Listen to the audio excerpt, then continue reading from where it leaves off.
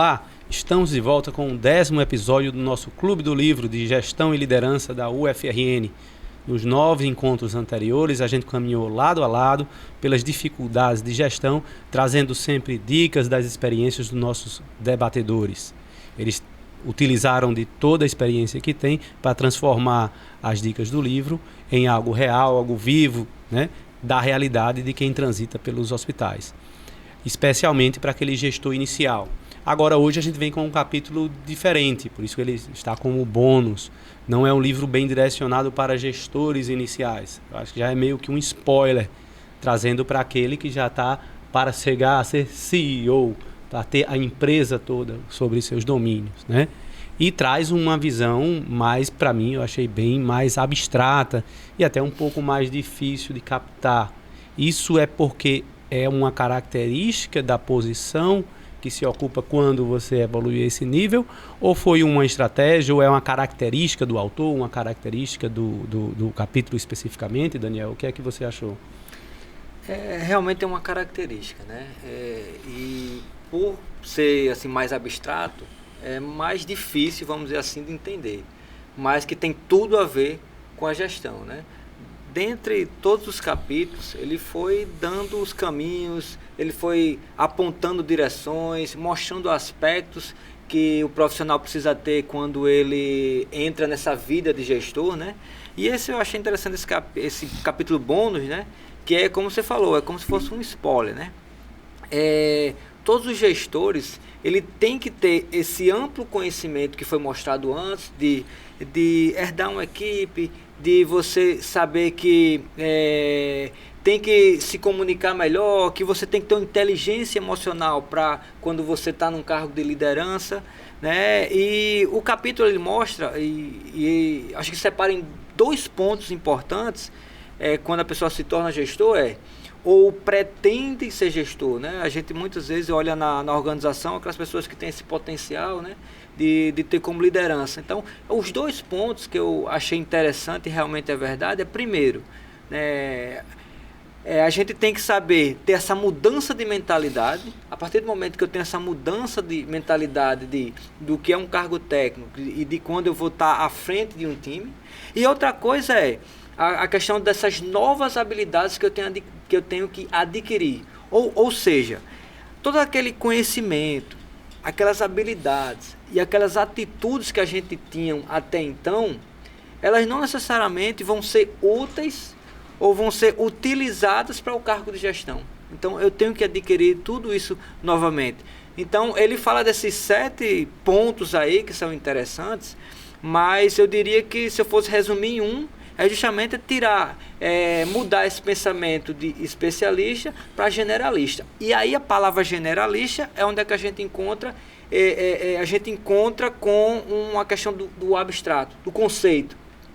Porque antes eu estou pensando mais em mim, no que eu vou fazer, na precisão do que eu preciso fazer, na gestão do tempo que eu preciso para aquilo ali. E agora, por que eu tenho que ser abstrato? Por que eu tenho que ser conceitual? Por que eu tenho que entender agora a organização como um sistema? E não dá para entender a organização como um sistema quando eu sou específico, quando eu só penso na UTI, quando eu só penso lá na CME, quando eu só penso lá na parte de contratos. E aí onde é que entra a abstração? Então, essa parte conceitual é entender como as peças se conectam.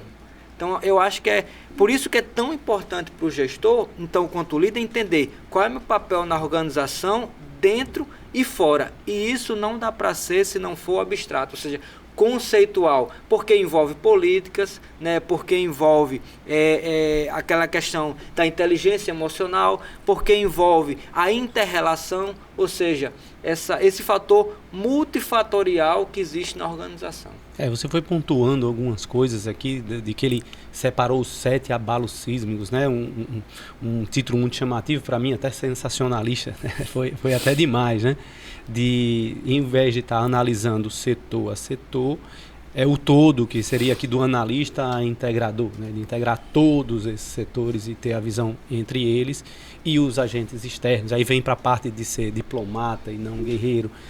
Eu também achei um pouco difícil, um pouco complexo, de conseguir traduzir isso em algo mais palpável para a realidade do hospital.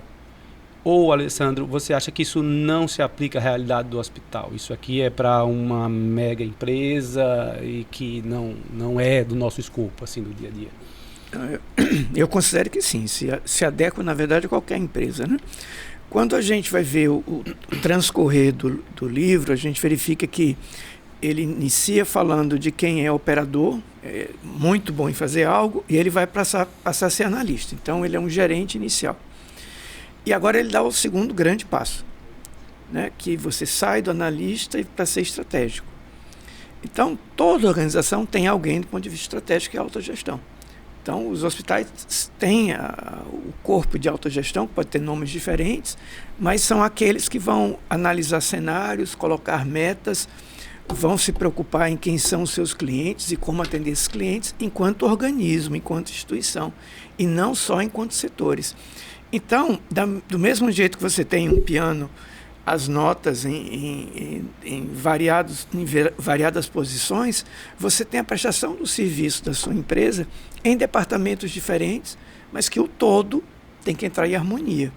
E é esse o papel da autogestão. Dos 7 abalos sísmicos que ele coloca, né, o que eu achei mais interessante é sair de quem resolve problemas, que é o operador analista, né, para quem coloca prioridades. E ao colocar prioridades, você vai utilizar as sensações emocionais que estão do lado direito do cérebro, né? Então, os medos, as angústias, mas também as alegrias, a vontade e aquilo que se diz que o gestor é aquele que dorme no inferno e nasce no céu porque teve uma ideia, né? Então, de repente, quando você vai traçar os horizontes da empresa, você precisa ter essa vontade, essa gana, né, de fazer alguma coisa, essa alegria de ter encontrado um caminho. Então, por isso ele é abstrato.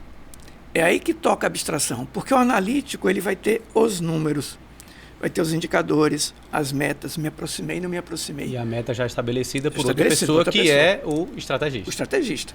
E aí ele não só vai colocar as metas, como ele vai precisar pensar o quanto essa organização vai chegar lá e o que ele precisa fazer.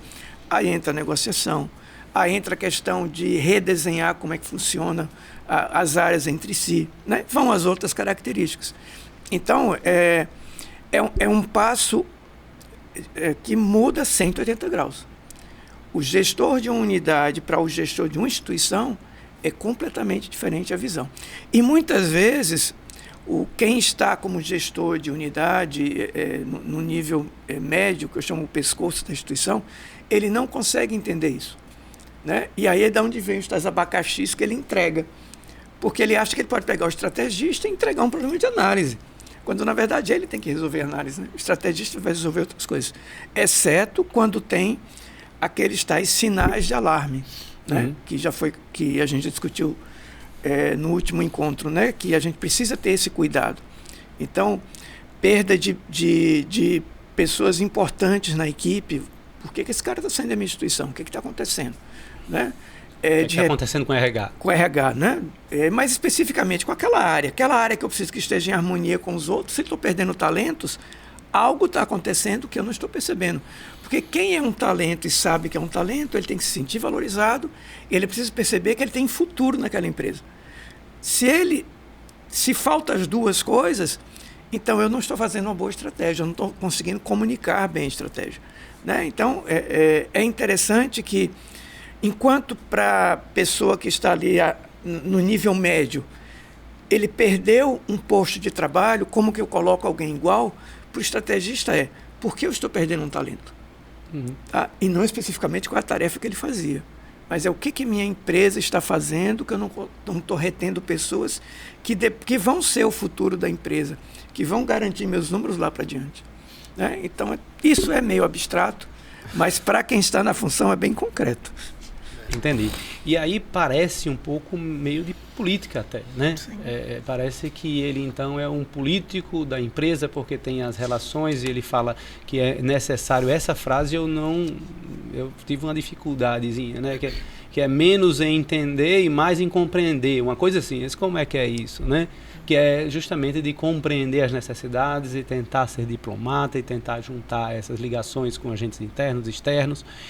E ainda assim, me pareceu essa visão mais abstrata voltada para uma questão política e de muito relacionamento, o que eu venho me questionando dos outros capítulos também.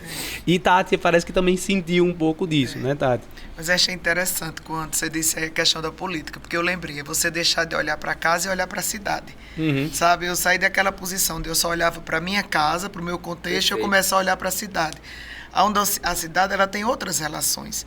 E aí casa muito bem com essa questão que você diz da política, né? Quando a gente olha para a cidade toda, a gente começa a perceber que existe relação com o meio ambiente, que existe relação com outras esferas. E para quem está vendo só a casa, aquilo parece que não existe, mas não existe porque você não teve contato. Eu acho que essa subjetividade que eu também percebi no capítulo, né, ela vem da ausência do contato, sabe? Do contato com essa esfera estratégica.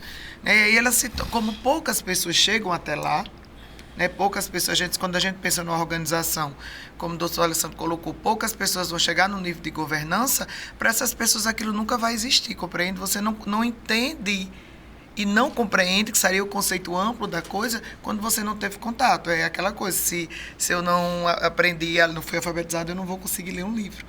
Então, eu acho que a dificuldade, por vezes, é por isso que eu insisto em algo que eu já disse em outros capítulos, a gestão precisa chegar aos liderados. Porque enquanto a gente permear conceitos de gestão e formação de gestão só para o nível estratégico, a gente não vai conseguir. Uma vez que a gente percebe que os liderados, ele achei interessante aí quando ele diz, de pedreiro a arquiteto. Porque ele sai da questão de colocar, aí vê a casa como um todo. Como eu vou construir essa casa? No entanto, para que a posição estratégica exista, a operação precisa compreender a estratégia e vice-versa. Então, acredito que essa subjetividade vem de muitos de nós ter ocupado por muito tempo postos que não sejam estratégicos. Então, quando a gente passa para isso, a gente precisa realmente se permitir, isso não é de uma hora para outra, não é lendo um livro que você vai conseguir, você precisa se permitir a entender que existem outras variáveis. É quando eles abriram o conceito de saúde, lembra? Não é essa ausência de doença. Aí todo meu Deus, que conceito de saúde, que até hoje é criticado pela subjetividade que o conceito traz. Mas nos obriga a pensar em outras áreas, que não só a biológica, que não só a doença, mas que essa questão social, né, essa questão realmente... E aí eu gostei muito dessa questão política, da política por política, sabe?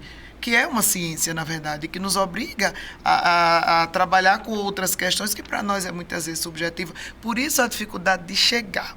Por isso que às vezes talvez a gente tenha até dificuldade de ler alguma coisa e compreender, porque talvez quem escreveu já tenha essa compreensão mais ampla da situação e a gente ainda está no entendimento, porque o entendimento, penso eu, que ele é uma coisa, 2 mais 2 é 4, mas ele pode dar 5, não, para mim não, mas que para quem está na gestão ele pode dar 5. Porque aquele outro número que aparece ali, ele vem de uma outra perspectiva de visão. Então, acho que essa questão ela se aplica muito, né? Sair dessa situação operacional para ir para o nível estratégico agora e mesmo, sabe? Porque a dificuldade é que muitas pessoas ocupam essas posições hoje, mas não mudam a mentalidade. E aí fica confuso como é que um cara que pensa igual a mim, um pedreiro que pensa igual a mim, agora está fazendo aí a posição do arquiteto, se nada mudou no fazer dele. Então a gente precisa ter cuidado nessa questão. Mas eu acho que tem a ver com o que você falou, ele só vai conseguir se dedicar a assuntos estratégicos se a casa estiver razoavelmente arrumada. Perfeito. Como a gente está numa vivência em transição agora, eu consigo reconhecer, em que as empresas estão se estruturando melhor. Isso. Mas antes era só apagar incêndio. Para apagar incêndio não dá para fazer estratégia apagando incêndio. Não dá, porque você entende que apagar o incêndio é operacional, mas, né? Mas justamente o papel do estrategista é mudar a empresa. Então, criar os mecanismos para que não tenha tanto incêndio assim. Né? E você arrumar a casa é o papel dele, porque de fato ele arruma a casa. Mas ele não vai limpar o fogão. Ele vai arrumar a casa. Quando coloca, por exemplo, a questão da política, o estrategista ele tem que intermediar as áreas. E você não pode intermediar sem diálogo, sem compreensão, né?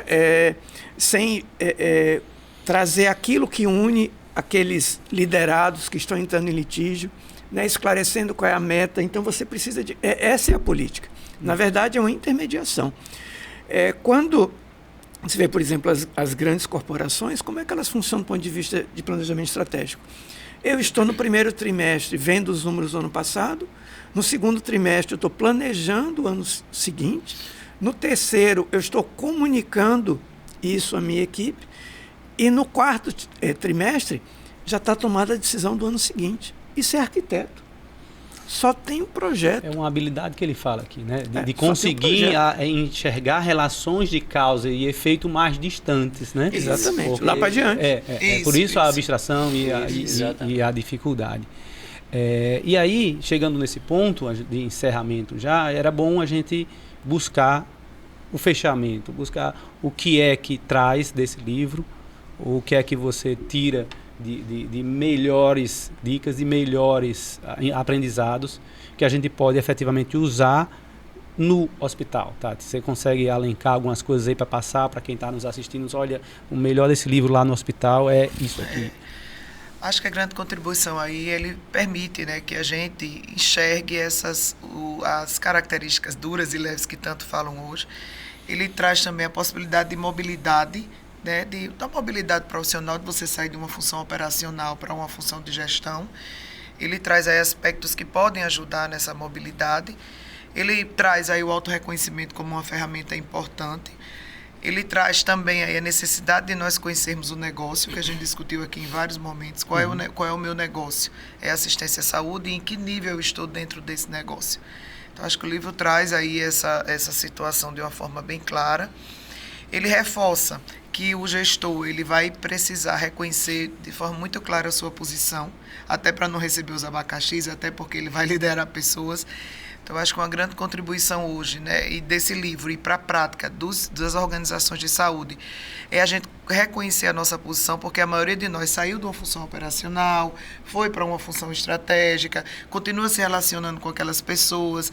Então, deixar esse papel, primeiro, claro, para nós, eu acho que é muito importante, né, porque a gente acaba, assumindo uma posição que é desejada pela organização. Eu fui para essa posição porque a organização deseja que eu faça isso, e eu preciso reconhecer isso, né? Então, acho que o livro ele trouxe aí aspectos, seja da formação realmente intelectual dura ali, como a questão mais afetiva e sentimental, que precisa ser trabalhado. Acho que terminando esse livro a gente entendeu que a gente não pode parar, seja nessa formação conceitual mesmo, conceitual do que são ferramentas, do que é que a gente pode utilizar, assim como amadurecer questões leves, né? A questão realmente do autorreconhecimento, do controle das emoções. Acho que o livro trouxe isso aí de grande contribuição. Apesar do livro não ter trazido nenhum artigo voltado para as organizações hospitalares, eu acho que a gente conseguiu. Acho que foi desafiador para nós colocar a organização hospitalar dentro desse livro. Porque é desafiador colocar as organizações hospitalares dentro do cenário comum de gestão. A gente sabe que a gestão chegou nas organizações hospitalares muito tempo depois do que chegou na indústria, do que chegou na aviação. E a gente ainda tem dificuldade das pessoas enxergarem o hospital como uma organização. Muitos ainda enxergam como uma instituição caritativa que deve fazer caridade, especialmente aquelas do setor público. Então, acho que a gente conseguiu, né? A gente também está de parabéns nesses 10 encontros, colocar a organização hospitalar dentro desse contexto. Eu acho que assim deve ser, porque a gente não tem muitos livros escritos para o hospital. A gente tem livros de gestão e cabe a nós, gestores, esse desafio de associar a teoria à prática. Né? A teoria prática que é algo realmente desafiador para os dias atuais. É uma coisa que me chamou a atenção, e eu pontuei algumas vezes, mas talvez aqui eu consiga colocar de outra forma, é que diversas vezes ele fala na necessidade de abandonar os conhecimentos técnicos e abraçar os conhecimentos relacionais. E isso não me parece que seja uma dica tão importante assim, né?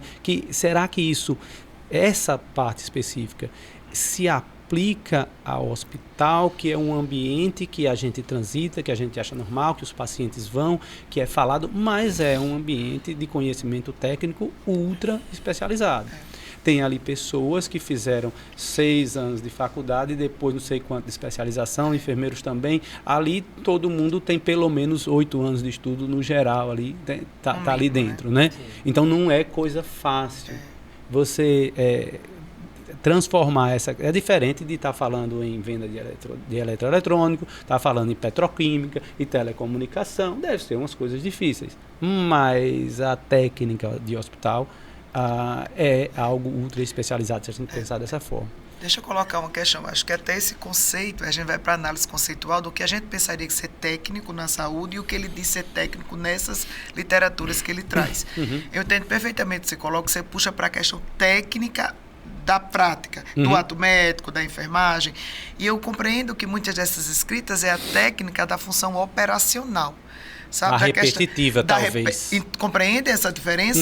E a gente, de fato, se a gente for pensar na questão conceitual da técnica e trazer para as técnicas voltadas para essa especialidade, a gente vai pormenorar todo esse tempo de formação. Então, eu acho que esse abandono técnico talvez seja da repetição, da posição realmente dentro da linhagem da gestão e não da técnica especializada, não sei. Porque para o gestor em saúde, eu acho que precisa reter e ter, se você não teve na faculdade, na sua vivência, ou adquirir, como o Daniel adquiriu, a sensação e a necessidade de entender o que é assistência em saúde como um todo. Perfeito. Do que é aquilo de promover a saúde para aquelas pessoas que você assiste. Não é entregar um produto, que isso vem entrando muito nos hospitais, sim, né, com suas vantagens, em busca de eficiência e em busca de um resultado clínico melhor, mas em alguns momentos a gente vê que começa a se perder e virando algo realmente muito comercial e sem focar no que realmente importa, que é a entrega da saúde, né? O interessante, Rodolfo, é assim, o conceito do que é a produção em si de instrumentos. Então, assim, você tem a produção industrial, onde você faz um desenho e tudo vai ser produzido como aquele desenho. Na assistência à saúde, isso não encaixa, porque, na verdade, cada ser humano é diferente do outro. Então, o que chega mais próximo para a gente é, na verdade, o artesanato. Quem faz artesanato sabe. Cada paninho de crochê é diferente do outro. Então, você vai usar a técnica, mas você precisa ter a habilidade de entender que aquela técnica vai depender do material, do tempo, de uma série de outras coisas para dar aquele resultado. Então, quando a gente hoje tem, nas organizações de saúde, muitas pessoas que vêm de gestão financeira e querem encaixotar, você, na verdade, tem um conflito que é insolúvel. A minha expectativa é que eles vão ter voos bem interessantes e todos depois vão cair, porque o nosso cliente, individualmente, ele sabe o que ele quer. Talvez ele não consiga ainda separar uma coisa da outra. Qual organização de saúde continua no artesanato, ele vai me respeitar nas minhas características, e qual está apenas empacotando. Mas é questão de pouco tempo para que ele consiga achar os outros e sair. Tá? Então, a técnica, ela precisa ser usada se adaptando aos ambientes. E muita gente tem vindo para a saúde perdendo esse conceito fundamental. Precisa chegar no que a saúde atende. A saúde atende pessoas. Pessoas não se empacotam. São pessoas, uma diferente da outra. Agora, quanto ao livro em si, o que eu acho interessante é que ele, na verdade, dá dicas para quem quer fazer um planejamento de carreira. Sim. Então, assim, eu sou um ótimo médico, muito bom técnico, e quero me manter na minha profissão, como eu gosto de ser. Então, eu vou ser um intensivista, eu vou trabalhar muito bem com intensivista a vida inteira, um oncologista, um enfermeiro de atenção primária, e está tudo ótimo. Agora, se eu quero fazer um planejamento de carreira para ocupar a gestão de uma divisão, de um departamento, se depois eu quero ser diretor, se eu quero ser CEO, esse livro lhe dá dicas de como planejar, quais são as características que eu preciso adquirir ou que eu devo dar atenção, e principalmente naquelas duas dicas, né, que ele deu lá no início, né, do autoconhecimento, né, do autocontrole. Então você precisa, utilizando essas ferramentas, você ir desenvolvendo o seu planejamento de carreira. E aí no final ele dá o top, que é chegar a CEO, tem os seus 7 abalos sísmicos, né? Vai se abalar. E aí, você? Não, eu acho que o livro, ele é uma caixinha de ferramentas, né? Mas justamente para quem busca uma posição de liderança. Não como o doutor Alessandro estava falando, para quem quer seu nível técnico, especialista, que não tem nada errado com isso. Inclusive, tem muitas empresas que ele tem essa carreira que a gente chama em Y, né? Você pode crescer lá dentro, mas como especialista, ou então na área de gestão. Então, quando a gente está falando de gestão, na verdade, a ciência de gestão para as empresas aplica em tudo. E um conceito, às vezes, muito errado, Tati falou um pouco aí, pincelou um pouco isso, é não entender um hospital, uma instituição de saúde como um negócio. Ele tem que ser sustentável. As coisas não aparecem do nada, principalmente numa organização de saúde, né? Muitas vezes pensa que pode estragar, pode desperdiçar, que só vem mais. E não é assim. Então, a gestão, ela tem esse olhar amplo, olhando para todos os atores, interno e externo, mas justamente para todo o tempo estar olhando para a eficiência, para a eficácia e para o impacto. Né? Esse impacto é, no modo geral, da comunidade, da sociedade, se está impactando. Por exemplo, se você pegar um hospital universitário, está tendo impacto na formação, está tendo impacto realmente na comunidade, na questão do tratamento de saúde. E a questão do profissional, ele especialista, colocando como capítulo de generalista, ela entender que são mundos diferentes. Então, quando a gente vai para a seara da gestão, eu tenho que ter o famoso chá, né? Conhecimentos diferentes do que eu tinha, habilidades diferentes e minha postura, minha atitude, que a gente falou muito da questão política, é outra. Então, por isso, enquanto a gente não virar essa chave, né, de eu ser um grande médico, um grande enfermeiro, né, um grande fisioterapeuta, mas eu tiver ainda com o meu chá anterior, né, com as habilidades, conhecimentos que eu aprendi, eu nunca vou entender a estrutura. Então, se eu quero enveredar por essa área, eu vou ter que estudar, vou ter que conhecer, vou ter que enveredar, né, em áreas escuras, que até antes não eram claras, que aí quando você chega nessa posição, agora eu entendo porque o superintendente toma essas decisões. Agora eu começo a entender porque a minha chefia tem esse sentimento. Porque eu deixo de olhar para casa para olhar para a cidade. E quando eu começo a olhar para a cidade, tem muitos mais atores interessados nela, né? Então, quando eu começo a olhar para o hospital, eu começo a parar de pensar naquela área que fica entre aspas, me oportunando, porque me apressando para tal insumo, mas é porque eu estou pensando lá no nosso cliente, nosso usuário do SUS, por exemplo, né, na condição dele quando ele vem para cá. E quando ele vem para cá, quando ele vem para uma instituição de saúde, ele passa por outros vários elementos, que é política de Estado, política do município, a questão educacional entra na coisa. Então, quando eu estou falando de gestão, eu estou falando sempre de uma coisa mais ampla. Eu sempre estou falando de como é que eu vou fazer essas pequenas estruturas caminharem juntas em harmonia, né? Que aí eu estou falando nisso. Em resumo, estou falando como esses processos se conectam para eu entregar algo cada vez melhor para o meu cliente. E aí, para que isso aconteça, eu preciso de pessoas. E para essas pessoas entregar isso da melhor forma, eu preciso estar motivada, precisa estar no lugar certo, fazendo a coisa certa, precisa compreender que aquilo não é um trabalho alienado. Eu não estou na CME só limpando equipamentos, né? Eu estou fazendo com que mais pessoas consiga ter uma boa saúde, porque vai chegar até eles e na hora que outra pessoa da instituição, outro mecanismo vai fazer uma cirurgia, aquilo não vai ter infecção. E isso vai fazer com que eu tenha a saúde do paciente. Então, enquanto eu estou lá, em um setor fechado, e eu não consigo ter essa visão, fica bem limitado. E uma da capacidade do gestor é justamente fazer essa abertura, que é justamente essa visão estratégica. Ou seja, enquanto a gente, como especialista, está pensando no agora, no fazer, no acontecer, já o estrategista está pensando no amanhã.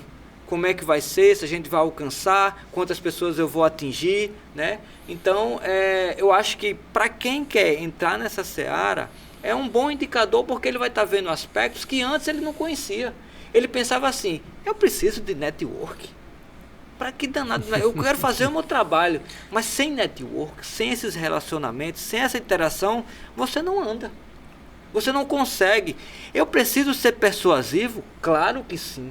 Como é que você vai defender o seu ponto de vista? Como é que você vai expor uma ideia para aquela área, para de repente ter um novo serviço? Então, todos esses aspectozinhos que ele vai mostrando são áreas que de repente dá um insight para você. Opa, a partir de agora eu vou começar a pensar assim. E claro, qual é a grande sacada? Agora é intencional, não é mais empírico. Você não faz isso porque eu acho que assim, eu vou começar a sair pro cafezinho, porque não é só o café, é naquele momento que eu falo sobre determinado ponto. E assim a gente vai lidando. Então a gestão é uma ciência abarcada pela área da administração, que tem muitas técnicas a ser aprendida. Então eu acho que é por aí esse universo, e esse livro foi muito bem-vindo para iniciar. Um fechamento rápido, quantas estrelas? Eu diria 5 estrelas. 5 estrelas. Tati? 5 estrelas. 5 estrelas. 5 estrelas também. Adorei o livro. Espero que você que nos assiste também tenha gostado. E com isso chegamos ao término da primeira edição do nosso Clube do Livro de Gestão e Liderança em Saúde da UFRN. Eu queria agradecer muito aos nossos debatedores, pessoas de alto gabarito, com um tempo escasso, e se dedicaram a vir aqui para poder compartilhar esse conhecimento tão importante que vocês têm. Alessandro, com experiência aí em gestão na área privada, mas sempre mantendo uma visão ética e humanista que sempre admirei, né? Daniel, o grande administrador que está aí de pé dentro nos hospitais, na saúde, então trazendo o nosso conhecimento técnico do administrador. Sabe até o que é a central de material. A CME. Eu estava aprendendo isso, é bom. Para quem pode. Você está aprendendo. Para quem sabe, para quem está lá dentro. Então, realmente fazendo essa conexão. E, por fim, você, Tati, muito obrigado. Trazendo a visão feminina das enfermeiras também, que é o maior corpo dos profissionais de saúde, com uma pegada característica sua, Tati, que é de deixar as coisas muito claras, que foi o que eu percebi. Aquela coisa da pessoa que tem o dom para o ensino, que transforma temas difíceis, faz parecer fácil quando Tati fala. Muito obrigado. E eu espero que esses ensinamentos, então, transcendam as páginas do livro e que a gente possa aplicar no dia a dia. Espero que você nos dê retorno, nos dê feedback para que a gente continue aprimorando os nossos encontros e que, mais do que na próxima edição, a gente possa se encontrar pelos corredores do hospital, tentando mudar junto à realidade atual e transformar os hospitais em um ambiente sempre acolhedor, sempre harmonioso, mas também eficiente, eficaz, que entregue o resultado para os nossos pacientes. Até lá!